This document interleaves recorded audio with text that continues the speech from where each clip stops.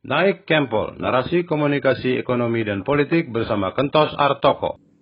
Salam Kempol, narasi komunikasi ekonomi dan politik bersama saya Kentos Artoko.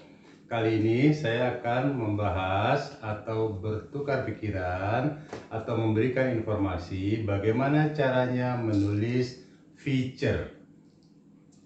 Feature itu adalah berita yang tidak straight atau berita yang tidak langsung.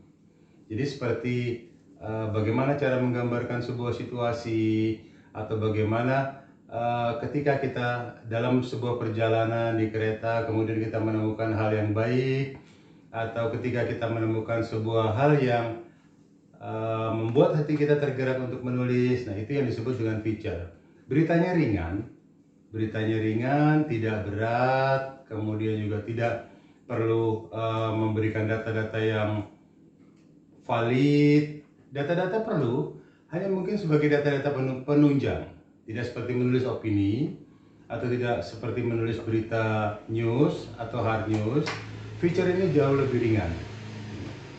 Berapa teknik untuk menulis berita feature? Yang pertama adalah sudut pandang. Sudut pandang yang harus diambil atau sudut pandang yang akan ditulis. Misalnya dalam perjalanan sebuah pesawat. Di pesawat seperti biasa kita harus melakukan check-in, kemudian boarding, kemudian kita harus masuk melalui tangga pesawat, kemudian disambut oleh cabin crew, kemudian duduk. Jika teman-teman semua atau pemirsa semua menemukan hal yang menarik di antara atau pada saat kita dari ruang boarding menuju ke pesawat ada hal yang menarik dan layak untuk ditulis, maka silakan menuliskannya. Misalkan ketika berjalan dari ruang tunggu kemudian menuju ke pesawat, saya menemukan sebuah buku. Atau katakanlah saya menemukan sebuah uang yang besarnya mungkin relatif kecil. Tapi pada saat itu saya tidak memiliki uang. Kemudian uang ini berguna ketika saya tidak memiliki uang, lalu uang ini kemudian bisa saya belanjakan untuk berbagai macam. Misalkan untuk sekedar beli air mineral. Atau katakanlah misalkan untuk sekedar membeli sebuah panganan kecil. Proses perjuangan dari atau proses kegiatan dari ruang boarding pass menuju ke pesawat yang kemudian harus mengalami antrian, yang kemudian harus mengalami cek, yang kemudian harus mengalami pemeriksaan KTP. Nah, kemudian Anda menemukan uang tersebut dan kemudian Anda merasa bersyukur bahwa uang tersebut nanti bisa Anda gunakan untuk membeli panganan. Itu yang ditulis, itu yang disebut dengan point of view. Kemudian kalau kita menulis hal-hal yang dirasa menarik, misalkan kita mau menulis kegiatan seorang mafia narkotika, kita mau mengungkap siapa gembongnya, siapa bandarnya, kemudian kemana jalur distribusinya. Nah, ini kan sangat riskan.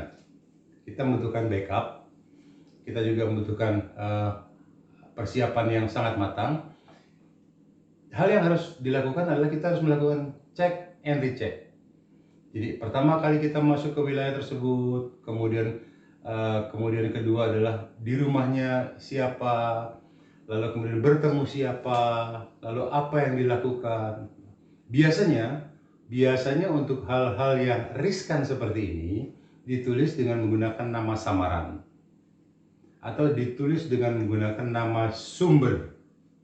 Sudah layak gitu bagi seorang penulis atau bagi sebuah media untuk menuliskan atau menyebutkan sumber dalam sebuah tulisannya atau dalam sebuah feature-nya. Itu biasa dan itu sudah dimaklumi, sudah menjadi rahasia umum. Kemudian yang ketiga adalah penentuan sudut pandang atau point of view. Saya mencontohkan tadi ketika di pesawat, atau ketika kita menuju ke pesawat, atau ketika kita ingin mengulas atau mengungkap sebuah geng narkotika atau geng narkoba, point of view-nya atau sudut pandang yang harus diambil apa? Jadi ketika kita masuk ke pesawat, point of view kita adalah bagaimana rasa kita bahagia sekali ketika kita menemukan uang. Itu point of view. Uang yang kemudian bisa buat beli makanan, uang yang kemudian bisa buat beli berbagai macam. Lalu ketika kita masuk ke geng narkoba atau ke kompleks preman, ya yang seperti itu, point of view-nya atau sudut pandang yang akan diambil itu apa? Misalkan kita akan mengambil jalur-jalur narkoba. Ya, jalur-jalur perdagangannya itu yang kemudian kita ungkap. Kita ungkap mulai dari awal, kalau bisa melalui dari proses produksi atau melalui dari penemuan bahan baku, kemudian pengolahan bahan bakunya menjadi barang yang siap konsumsi, kemudian distribusinya kemana, siapa saja konsumennya, berapa harga yang dijual di pasaran, ini yang menjadi titik point of view. Kemudian yang keempat adalah menentukan lead pembuka atau intro. Setelah kita mengumpulkan semua bahan, setelah kita penuh dengan bahan atau setelah kita kaya pemahaman tentang masalah-masalah tersebut, yang perlu dilakukan adalah menentukan intro atau kalimat pembuka dalam sebuah tulisan. Intro ini kalau feature nggak usah jelimet, nggak usah sampai orang mengernyitkan dahi berpikir, tapi yang enteng. Yang enteng misalnya, ketika malam semakin temaram, saya dipandu oleh sebuah handphone untuk menuju sebuah sarang peredaran narkoba. Letaknya tidak jauh dari pusat ibu kota. Ini misalnya, orang yang pertama kali saya temui adalah si A. Kemudian kami bercakap-cakap dengan si A. Nah, poin-poin seperti itu yang kemudian harus diangkat atau ditulis sebagai intro yang menarik. Nah, kemudian yang kelima adalah menuliskan hal itu. Ketika kita tidak bisa menuliskan secara langsung dalam sebuah komputer untuk menjadi tulisan yang jadi, kita boleh melakukannya dengan sketch, atau kita boleh melakukannya dengan pakem, atau kita boleh melakukannya dengan coretan-coretan dulu sebelum menjadi sebuah tulisan yang benar.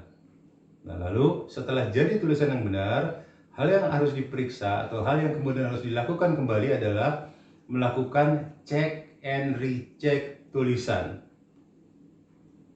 Tulisan harus mudah dibaca, mudah dimengerti, alurnya jalan, ya, mudah dibaca, mudah dimengerti, alurnya jalan. Nah, lalu tahap yang terakhir adalah mengirimkan tulisan tersebut. Misalkan para pemirsa sekalian sekarang tertarik untuk menulis sebuah masalah dan melemparkannya ke sebuah media, maka yang harus diperhatikan atau yang perlu dilakukan adalah mengirimkannya ke sebuah media. Apakah itu melalui email atau melalui media yang lainnya atau melalui sarana yang lainnya. Tapi pastikan bahwa tulisan yang kalian buat atau tulisan yang pemirsa buat sudah siap untuk ditayangkan.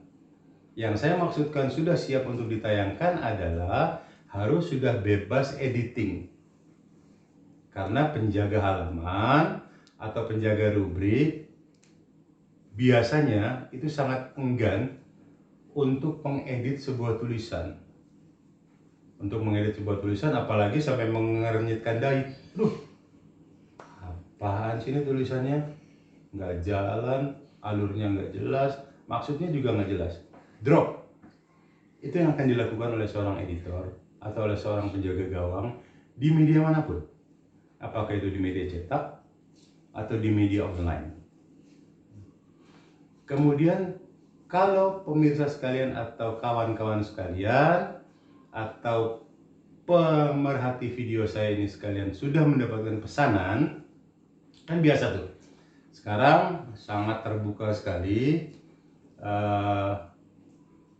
income atau passive income yang bisa browsing di internet bagaimana caranya untuk memperoleh uang dengan menulis. Misalkan dapat pesanan, mau menulis feature mengenai satu hal. Hal yang harus diperhatikan itu tadi, tulisannya harus mudah dibaca, harus jelas, alurnya harus jelas. Dan yang pasti harus menarik pembaca. Nah, cara menarik pembacanya bisa mungkin melalui dengan judul atau bisa melalui dengan gambar-gambar. Demikian teknik singkat dari saya. Sampai ketemu lagi di pembahasan yang lain dengan materi yang berbeda. Salam. Jangan lupa like, subscribe, dan share. Terima kasih.